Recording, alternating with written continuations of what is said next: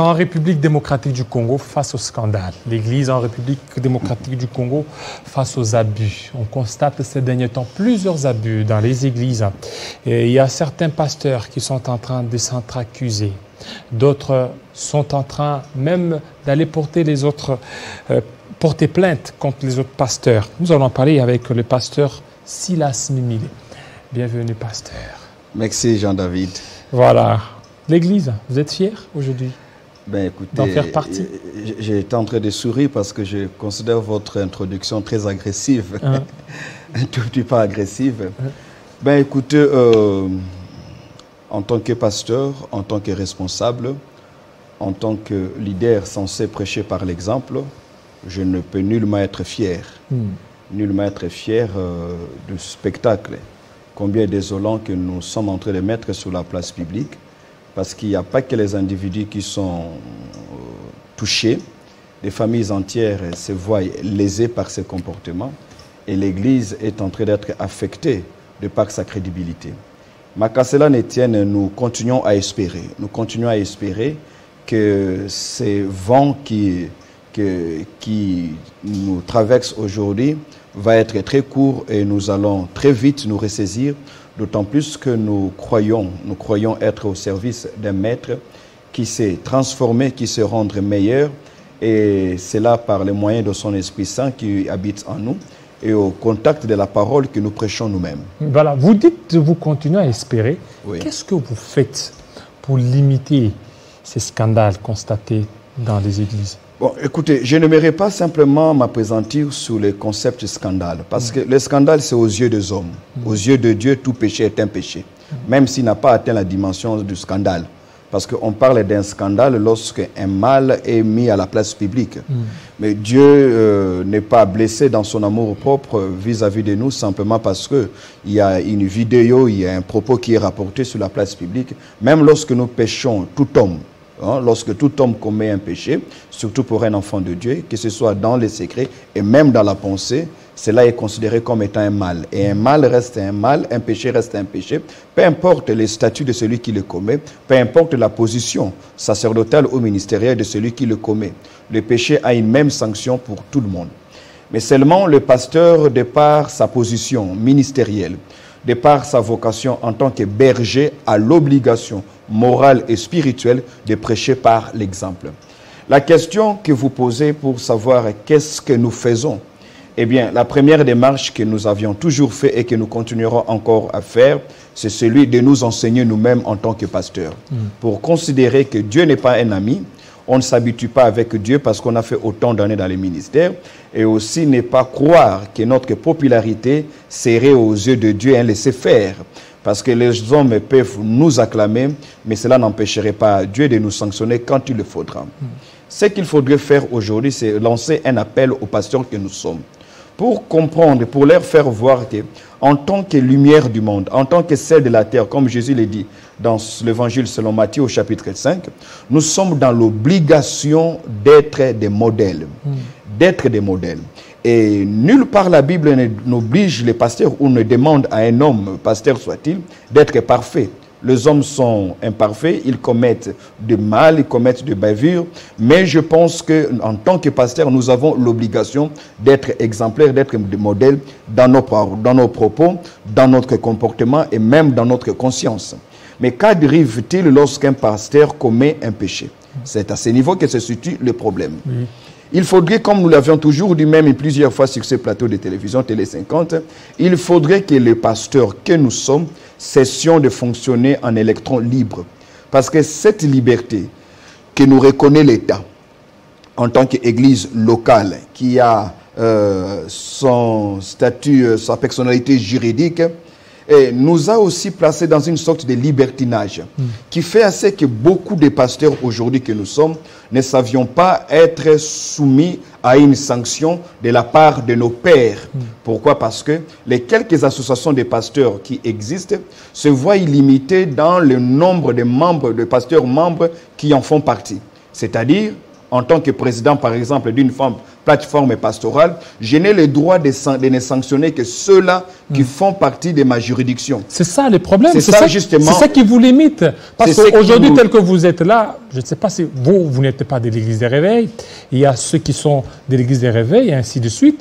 C'est que celui qui est de l'Église des Réveils, celui qui se dit président de l'Église des Réveils, ne peut pas sanctionner celui qui n'est pas de sa juridiction. Évidemment, il n'a pas un pouvoir de les sanctionner. Mais même quand il n'existerait pas une sanction en termes organisationnels ou structurels, parce qu'on fait partie de telle ou telle autre structure, mais il y a quand même une sanction spirituelle et une sanction morale que nous devons craindre. C'est quoi? C'est cette moralité à laquelle nous sommes soumis, nous tous. Cette moralité de par notre position et de par notre qualité d'homme de Dieu. Maintenant, lorsque nous ne savons pas nous-mêmes nous retenir, lorsque nous ne savons pas nous-mêmes dire ce qu'il faudrait qu'il y ait au-delà de l'aspect spirituel, qu'il y ait au-delà de l'aspect spirituel un aspect structurel et institutionnel. Et c'est là où se pose le grand problème.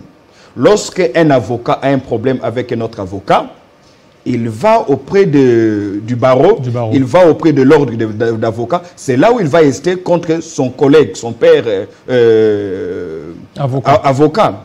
Lorsqu'un médecin a un différend avec un autre médecin, il y a toute une structure, l'ordre des médecins, qui est habilité à pouvoir les départager. Voyez-vous? Maintenant, la difficulté au niveau de pasteurs que nous sommes, c'est l'absence de structure qui soit à même de couvrir ou encore de pouvoir gérer toutes les églises. Tout s'est fait au nom du Saint-Esprit. Bon, je ne vais pas dire que c'est l'Esprit de Dieu qui m'a dit, vous n'avez aucun pouvoir de me sanctionner et vous n'avez aucun pouvoir de me réprimer parce que j'ai le Saint-Esprit. Je pense qu'il vaut mieux pour nous en tant que pasteurs d'être sanctionnés par les hommes que par le Saint-Esprit. Voyez-vous? Parce que lorsque nous savons que nous faisons partie d'une structure, à la fois l'on craint Dieu, mais aussi l'on craint les représailles de la structure si jamais on allait à l'encontre du règlement d'ordre et du statut de cette structure. Mais aujourd'hui, malheureusement, nous sommes dans une situation telle que nous, en tant que pasteurs, devons repenser notre manière de faire et notre manière de composer pour nous amener à faire désormais partie, faire une sorte de fédération de toutes les structures existantes pour qu'un pasteur ne puisse plus évoluer en électron libre. Ce n'est pas seulement pour sanctionner les pasteurs, parce que les pasteurs n'est pas appelé à commettre seulement des bavures, mais il peut aussi en subir. Donc le pasteur a aussi besoin quelque part d'être protégé. Quand un pasteur a un problème avec une tierce personne, avec une institution autre que celle qui est spirituelle, alors qui travaille, qui protège le pasteur, qui plaide en sa faveur, il ne pourrait recevoir de l'accompagnement de ses collègues pasteurs que si et seulement s'il faisait partie d'une même corporation ou d'une même structure. C'est ainsi que nous avons toujours suggéré, nous avons toujours proposé qu'il y ait une sorte de synergie de toutes les plateformes de pasteurs qui existent, qu'on puisse pouvoir se mettre ensemble pour que les églises des réveils,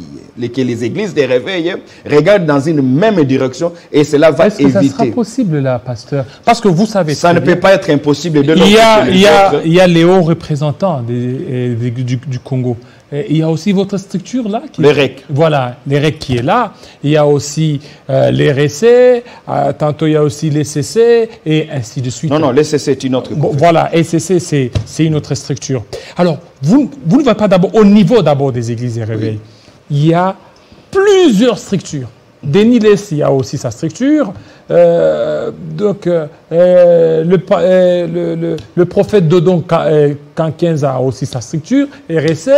Et donc, c'est compliqué. Le fait déjà qu'il y ait autant de structures est un pas. C'est déjà un préalable. Maintenant, ce qu'il faudrait faire, c'est de créer une synergie autour de toutes ces structures. Il y aura un problème de leadership, mais là. Évidemment, les problèmes de leadership se poseraient à tous les niveaux, dans n'importe quelle autre structure.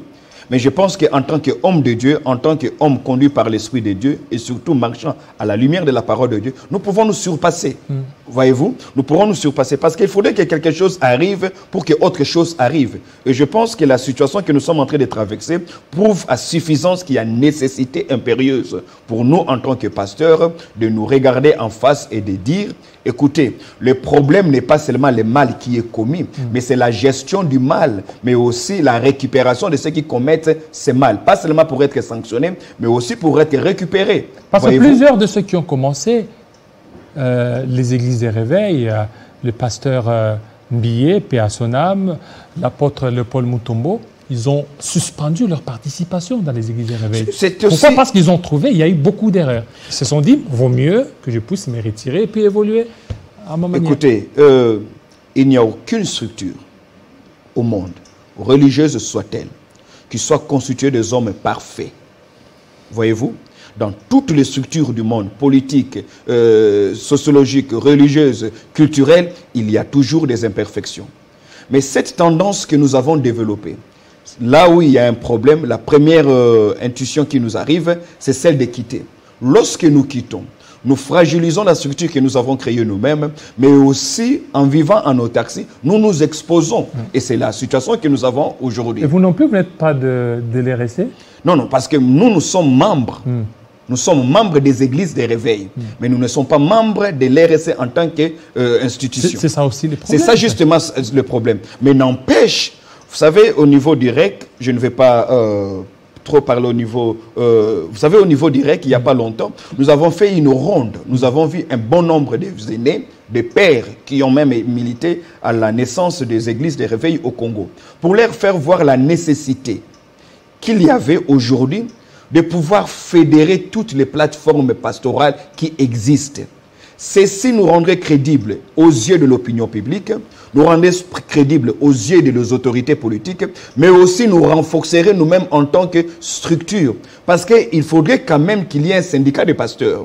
Il ne faudrait pas qu'un pasteur, seulement parce qu'il a la tête des églises, se dise qu'il est intouchable ou bien se voie abandonné lorsqu'il est en train de subir une pression. Voyez-vous? Donc, cette nécessité-là, je pense qu'aujourd'hui, la situation que nous traversons nous donne l'opportunité d'y revenir et d'y penser afin d'apporter des solutions durables. Je répète, il faudrait que quelque chose arrive pour qu'une autre chose arrive. Parce que déjà, au niveau des règles, là, il y a d'autres qui font partie des LCC. Non, non, non. Certains pasteurs. Au niveau direct? Oui. Non, non. Au niveau direct, parce que j'ai eu à participer dans beaucoup de vos réunions. Il y a des pasteurs, comme le pasteur Marcelo, il est des LCC. Il y a le prophète Francis Ngawala, je ne sais pas s'il est... Le prophète Ngawala est membre du REC, qui n'est pas parti. Mais il est des KDC. Il est des KDC. Non, non, non. Donc il est d'église des réveils, oui. Même pas. Mais vous voyez, c'est qu'il y a d'autres qui sont dans d'autres structures, mais qui sont dans... Je vais vous expliquer. Il y a ce qu'on appelle les mouvements des réveils. OK. OK? Ce mouvement des réveils dans lequel se trouvent tous ces pasteurs que vous connaissez. Et même certains qui institutionnellement sont membres de l'ECC. Mais ils sont issus du mouvement des réveils. C'est dans le cadre purement organisationnel qu'ils ont décidé de faire adhérer leur église dans le KDC, dans l'ECC, ainsi de suite. Maintenant, dans ce mouvement des réveils dans lequel nous sommes tous membres, ok, pas membres du point de vue structurel, parce que même dans ce mouvement des réveils, il y a de ces pasteurs qui, ayant obtenu leur personnalité juridique, ont la latitude de fonctionner sans forcément être membre d'une institution religieuse. Et c'est aussi là la faiblesse de l'État. Voyez-vous, moi j'aurais peut-être suggéré à l'État congolais de ne pas reconnaître à une église locale, de ne pas lui octroyer une personnalité juridique, à moins que celle-ci soit parrainée par une institution religieuse existante. Ce qui empêche, cela aiderait le pasteur. Mais ça aussi, ça risque encore de fragiliser. Non, non, non, je ne pense pas que ça fragilise. Il voit, si l'Antichrist veut certainement... Non, non, les pasteurs adhèrent, lui et son église, dans l'institution qu'ils pensent être crédible. Parmi toutes les autres plateformes qui existent, celles qu'ils croient être crédibles, ils décident, ok, moi je vais faire partie de telle plateforme religieuse. Mais seulement, c'est pour éviter ce libertinage, cette liberté de pouvoir fonctionner en tant qu'église locale, ayant au-dessus de soi que Dieu. Lorsqu'on a que Dieu au-dessus de soi, c'est là où ça pose un problème. Voyez-vous, c'est là où se pose le problème. Parce que nous ne pouvons pas prétendre que demain, il n'y aura pas de scandale. Nous ne pouvons pas prédire que demain, ce que nous voyons aujourd'hui n'auront plus jamais lieu. Cela peut revenir.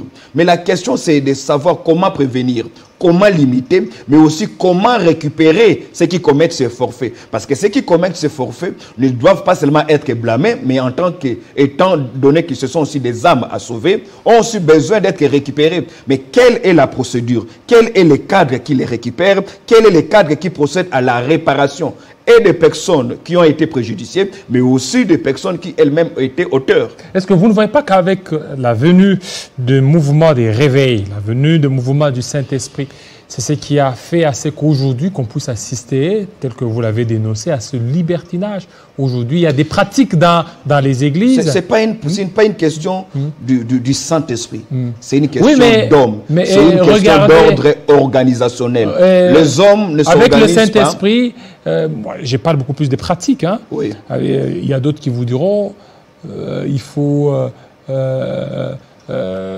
mettre un peu de l'eau sur la télévision pour recevoir la guérison. D'autres pratiques que nous sommes en train de voir actuellement, c'est ce qui se passe. Tantôt, il y a des faux miracles, tout ça. Il y a d'autres qui justifient ça par être conduits, poussés par le Saint-Esprit de Dieu. Ben, écoutez, même quand on aura l'organisation la plus rigoureuse, cela n'empêchera pas aux gens d'agir en prétextant que c'est le Saint-Esprit qui m'a poussé. Et à ce niveau-là, aucun homme de Dieu n'a le monopole de la voix du Saint-Esprit pour dire que ce que tu fais, ce n'est pas le Saint-Esprit qui t'a parlé. Parce qu'il y a par exemple la vente de pétrole, il y a... Là c'est ça. Vous voyez, donc tout ça, ça fait partie des églises des réveils. Il y a d'autres pratiques un peu qui ne cadrent pas lorsque vous essayez un peu d'analyser. Il ne faudrait pas donner l'impression que l'église des réveils, c'est la championne en termes de bavure. Voyez-vous, l'église du réveil ne fait pas que s'illustrer. Et puis l'église du réveil n'a pas que ça comme image à vendre. Le problème, c'est aussi l'aspect que nous voulons plus considérer. Nous sommes plus prompts à voir ce qui ne va pas au sein des églises des réveils et nous refusons de voir ce qui va. Parce que dans cette église des réveils, il n'y a pas que de bavure. Dans cette église des réveils, il y a aussi un apport, surtout en termes de famille et même en termes de transformation des individus. Mais malheureusement, nous ne mettons jamais le curseur sur ce que l'église des réveils apporte comme solution aux problèmes que bon nombre de Congolais rencontrent. Mais nous nous attelons beaucoup plus sur le bavure. Ce n'est pas pour autant que je voudrais me dédouaner de nos responsabilités. Comme je le disais au départ, qu'un mal reste un mal, peu importe la motivation pour laquelle on le commet, peu importe l'auteur qui le commet, un mal reste un mal et il doit être condamné, tant sur le plan spirituel que sur le plan moral, et même si possible du point de vue judiciaire. Voyez-vous? Est-ce qu'aujourd'hui vous êtes favorable pour la fermeture de certaines églises? Écoutez, l'État a la latitude de penser, mais l'État doit aussi penser ce qui est convenable à la société. Vous comprenez? Pour quelles raisons on fermerait les églises? Est-ce qu'il n'est pas possible que l'État, elle aussi, pense comment aider ces églises à s'organiser? Je viens par exemple de vous donner un exemple. Qu'on ne reconnaisse plus une personnalité juridique à une église locale, à moins que celle-ci soit parrainée par une plateforme. Pourquoi? Parce que si jamais un mal était commis par ce pasteur, que l'État, cette fois-là, puisse s'en prendre à la plateforme qui a parrainé pour dire: pourquoi n'avez-vous pas sanctionné votre collègue? C'est ce qui se passe dans bon nombre de pays. Mais dire que l'État va fermer les églises serait une fuite en avant. Parce que dans tout ce qui se passe, l'État n'est pas totalement innocent. Les églises des réveils, comme beaucoup d'autres institutions, communautés dans cette nation... s'inspirer du Rwanda. Le Rwanda a fermé beaucoup d'églises. Mais avant de prendre l'exemple du Rwanda, il faudrait aussi savoir quelle est l'opinion que le Rwanda a sur l'église. C'est bien beau de copier le Rwanda qui a fermé les églises, mais qu'est-ce que le Rwanda a évoqué comme raison pour faire la fermeture des églises? Vous savez, dans l'histoire du Rwanda, partant du génocide qui s'est passé en 1994, posez la question à tout dirigeant ou encore à tout observateur de la vie politique au Rwanda, il vous dira que le Rwanda ne serait pas ce qu'il est aujourd'hui sans l'implication de l'Église. Et ça, je sais de quoi je vous parle. Ni t'était l'Église évangélique au Rwanda, le Rwanda ne sera pas ce qu'il est aujourd'hui, surtout dans cette cohabitation qui a été presque impossible durant plusieurs années. C'est parce que les pasteurs ont apporté un message de réconciliation, un message de pardon. Je ne vais pas vous citer le nom des pasteurs rwandais que je connais et avec qui j'ai eu à parler, certains d'entre eux avec qui j'ai eu à discuter, qui m'ont fait voir que l'État leur est reconnaissant. C'est là où je dis que l'État congolais doit aussi comprendre que l'Église fait partie d'une des composantes sociologiques les plus importantes, non négligeables. Et l'État doit se poser la question. Qu'est-ce qu'il faut pour que cette Église contribue comme il se doit à l'épanouissement des citoyens congolais, mais aussi accompagner l'État dans son développement, du point de vue social, sociologique et spirituel, et même mental. L'État doit se poser la question. Parce que cet imbroglio qui existe aujourd'hui, quelque part, est aussi entretenu par le laxisme de l'État. C'est libertinage. Voyez-vous? Est-ce que l'État est d'accord de ce qui se passe aujourd'hui? Qu'est-ce que l'État fait pour les églises de réveil aujourd'hui? L'église de réveil a donc intérêt à s'organiser de manière à se faire respecter par l'État, mais l'État ne doit plus non plus négliger l'apport des églises de réveil dans le quotidien du peuple congolais. Si le Rwanda est allé jusqu'à agir comme ça, le Rwanda n'a pas que fermer les églises. Le Rwanda octroie aussi quelques subventions aux églises qui travaillent bien. Est-ce que l'État aujourd'hui congolais peut dire qui sont à ses yeux les 100 meilleurs pasteurs qui apportent un message qui construit l'homme congolais? Parce que vous n'allez pas nous faire croire que tous les pasteurs sont nuls. Vous n'allez pas nous faire croire que tous les pasteurs sont mauvais. Eh bien non, ça ne peut pas être possible. Il y a des pasteurs qui ont récupéré des hommes que l'État ne pouvait pas récupérer. Il y a des pasteurs qui ont récupéré. Aujourd'hui, on parle du projet Kanyamaka CC. Parce que des Koulouna sont devenus des agriculteurs. Mais moi, je peux vous donner la liste des Koulouna qui sont devenus avocats aujourd'hui par le conseil des pasteurs. Je peux vous donner la liste des femmes prostituées qui sont devenues des mères de famille dans des foyers stables par les enseignements des pasteurs. C'est là où j'ai dit que l'État a aussi une responsabilité. Parce que l'église de réveil, comme toutes les autres confessions religieuses, fait partie de composantes sociologiques qu'on ne peut pas négliger. Nous sommes dans un pays constitutionnellement laïque, mais sociologiquement très religieux.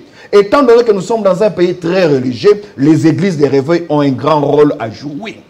Alors, et c'est ici que je lance un appel aux pasteurs de ne pas tomber dans le piège du diable, de ne pas laisser cette église continuer à souffrir pour le conflit de quelques individus, de ne pas regarder avec autant de passivité la fragilisation, la destruction de cette église pour laquelle beaucoup ont donné, ont sacrifié de leur jeunesse. Parce qu'aujourd'hui, si l'église est totalement fragilisée, rassurez-vous, même la destinée de cette nation risquerait d'être affectée. Pourquoi? Pour le rôle spirituel que l'église est en train de jouer. Mais le problème, c'est quoi? C'est que notre curseur ne s'attarde que sur ce qui ne va pas. Et pourtant, il y a des pasteurs modèles. Il y a des pasteurs dont les messages devaient être encouragés par l'État congolais, si l'État tenait réellement à voir son peuple avancer. Mais pour cela, l'État a sa responsabilité et l'Église a aussi sa responsabilité. Voyez-vous, j'ai suivi il n'y a pas longtemps mon frère l'évêque Dodo Kamba sur une des chaînes qui se plaint de la même chose, des mêmes choses. Tel ne fait pas partie, tel ne fait pas partie, tel ne fait pas partie, tel ne fait pas partie. C'est ça le grand problème. Et c'est ici que je lance un appel aux pasteurs. Il faut un sursaut d'orgueil, un dépassement de soi. Nous sommes arrivés à un temps où nous devons mettre en second plan nos intérêts égoïstes et personnels pour faire d'abord avancer le royaume de Dieu dont nous sommes ambassadeurs. Et pour cela, il faudrait que l'unité ne soit plus un luxe, que l'unité devienne une nécessité. On ne gagne pas quand chacun combat de son côté, on gagne lorsqu'on est ensemble. Et c'est lorsqu'on est ensemble que l'on pourra dire réellement que nous avons compris quel est notre mandat, quelle est notre vocation et quelle est notre responsabilité vis-à-vis de l'État. Donc, les pasteurs que nous sommes, nous n'allons pas continuer à regarder ce que nous regardons aujourd'hui au travers des réseaux sociaux, comment les pasteurs sont insultés, comment les pasteurs sont chosifiés, raison pour laquelle déjà nous avons reçu de la part de Dieu une instruction selon laquelle nous sommes appelés pour une instruction qui nous recommande d'organiser une grande journée de prière pour nous pasteurs. Je profite de votre caméra pour lancer l'appel. Pour les pasteurs? Pour les pasteurs seulement. Pourquoi? Parce que l'Église, les pasteurs, a besoin de prière. Là, il faut demander pardon. Nous avons besoin de nous réconcilier avec Dieu. Nous ne sommes pas totalement innocents de ce qui est arrivé. Ils sont tombés dans les péchés. Nous sommes tombés dans les péchés, dans notre comportement, dans nos discours, dans notre manière de faire les choses. Nous avons commis des dégâts tant dans la place publique que dans le secret devant Dieu. Et pour cela, nous avons besoin d'implorer la miséricorde de Dieu. Et pourquoi? Voilà pourquoi ce 1er avril 2022, 2022, à 9 h, nous sommes au carrefour de Gênes. Tous les pasteurs de la ville de Kinshasa, vous qui croyez que Dieu a encore quelque chose à faire avec l'Église, vous qui croyez que Dieu peut encore sauver la nation par le message de ses serviteurs que nous sommes, vous qui croyez que Dieu ne va pas abandonner son Église, parce que cette Église n'est pas une propriété des pasteurs célèbres, cette Église n'est pas la propriété du docteur Silas, ce n'est même pas la propriété des pasteurs qui ont des grandes églises. Il y a une centaine de milliers de pasteurs au Congo. Voyez-vous? Donc, tous ces pasteurs ont besoin de nous humilier devant Dieu. Comme il est écrit dans 2 Chroniques chapitre 7, verset 14. Si mon peuple sur qui est invoqué mon nom s'humilie, nous avons besoin de nous humilier devant Dieu et d'implorer la miséricorde de Dieu. Nous ne le faisons pas pour plaire aux hommes. Nous le faisons parce que nous nous rendons compte que de plus en plus, nous sommes en train d'assister à une fragilisation constante. Et nous ne voulons pas que cela continue. Nous voulons arrêter cette hémorragie. Nous voulons implorer la miséricorde de Dieu. Nous avons offensé le cœur de Dieu. Nous avons transformé la chair en lieu de les règlements de comptes. Nous avons il faut que les pasteurs aussi s'humilient, qu'ils laissent la chair à d'autres pasteurs. Non. Parce que lorsqu'ils commettent des erreurs, c'est que vous n'allez pas continuer. Là, laissez la place à d'autres collaborateurs. Là maintenant, c'est une affaire d'organisation locale, de l'église locale, comment elle s'organise. Mais ici, pour moi, je fais appel, pas seulement aux pasteurs des églises des réveils, parce que les premiers, nous n'allons pas seulement nous rencontrer entre pasteurs des églises des réveils, et c'est à titre personnel, voyez-vous, que nous avons lancé cette initiative pour faire appel à nos pères, à nos aînés, à nos collègues et aux jeunes pasteurs qui sont venus dans les ministères après nous. Dieu a une histoire avec cette nation. Dieu sait combien l'Église a un rôle à jouer pour le relèvement de cette nation. Mais ce n'est pas l'Église telle qu'elle est chosifiée, telle qu'elle est pointée du doigt, mise sur les bancs des accusés aujourd'hui. Nous avons besoin de nous repentir devant Dieu. Nous avons besoin d'implorer la miséricorde de Dieu. Aujourd'hui, quand vous entrez dans les réseaux sociaux, nous sommes devenus comme des parias. Est-ce que nous le méritons? Oui, quelque part nous le méritons parce que nous avons ouvert nous-mêmes la porte. Mais allons-nous assister impuissants à cette chosification, que nous soyons traités comme des parias, simplement parce que nous avons péché? Nous n'allons pas d'abord nous excuser auprès des hommes pour implorer leur compassion, mais nous devons d'abord nous humilier devant Dieu. Devant Dieu contre qui nous avons péché. Nous avons blessé le cœur de Dieu. Nous avons transformé les églises en boutiques. Nous avons transformé les églises en nos biens personnels. Et pourtant, cette église dans laquelle nous sommes en train de travailler, Heidi Nabala n'est plus, Jacques-André Vernon n'est plus. Et le péché n'est pas une affaire de confession religieuse, que l'on soit des LCC, que l'on soit des KDC. Vous voyez les scandales qu'il y a aujourd'hui. On ne sait pas que les églises de réveil, le mal est partout. Et ici, nous faisons appel à tous les pasteurs, que vous soyez des CBECO, CELPA, CBECO, REC, SCC, haute autorité des églises. Nous vous invitons, hommes de Dieu, l'heure est grave. Cherchons la face de Dieu. Nous avons besoin d'obtenir la miséricorde de Dieu. Nous avons besoin de nous réarmer.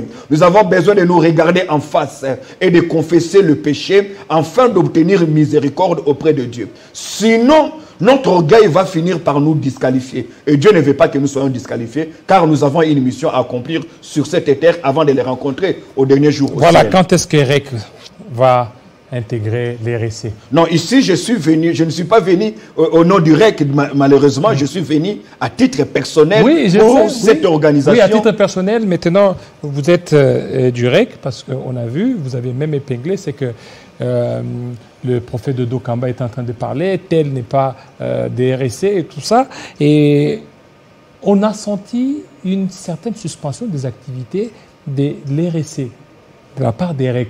Alors, parce que vous appelez de tous votre vœu. Oui. C'est-à-dire qu'il y ait... C'est tout notre vœu. Nous avons mené des démarches. Voilà, maintenant... Je ne vais pas citer les noms... Quand est-ce que vous allez commander? Je ne vais pas citer les noms de pasteurs que nous considérons comme étant nos pères, que nous avons avec qui nous avons eu à discuter, pour leur faire voir la nécessité de fédérer toutes les plateformes. Nous sommes prêts. Parce que opérer, agir... Non, ce n'est pas qu'à nous de commencer. Nous avons lancé notre mémo, nous avons déposé nos lettres, la résolution de notre dernière pastorale de l'année passée à tous ces grands hommes de Dieu pour leur dire qu'il y a nécessité. Voyez-vous, il y a nécessité. Et c'est ici que je lance un appel à nous pasteurs. Nous devons aller au-delà de notre égoïsme. Nous devons transcender nos différends et transcender nos conflits personnels. Parce qu'il y a péril dans la maison.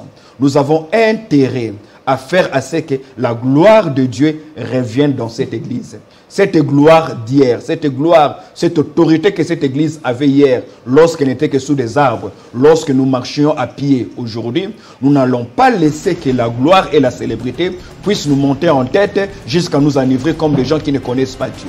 Donc voilà, je réitère, le 1er avril au Carrefour des Jeunes, vous êtes pasteur, nous vous invitons à venir prier avec nous. Une journée spéciale des pasteurs. Nous voulons prier pour l'Église, nous voulons prier pour nous-mêmes, que Dieu nous préserve et nous avons besoin de cette grâce. Voilà, chers pasteurs, chers prophètes, chers docteurs, chers évangélistes, vous êtes les bienvenus pour ce 1er avril. Nous y serons. Merci beaucoup. Voilà, restez branchés sur Télé 50, il y a encore du vin. Ne détruisez pas l'Église des Réveils parce qu'elle va certainement apporter beaucoup des choses en République démocratique du Congo. C'est un vent, ça va passer, l'Église restera. Restez branchés sur Télé 50. À très bientôt.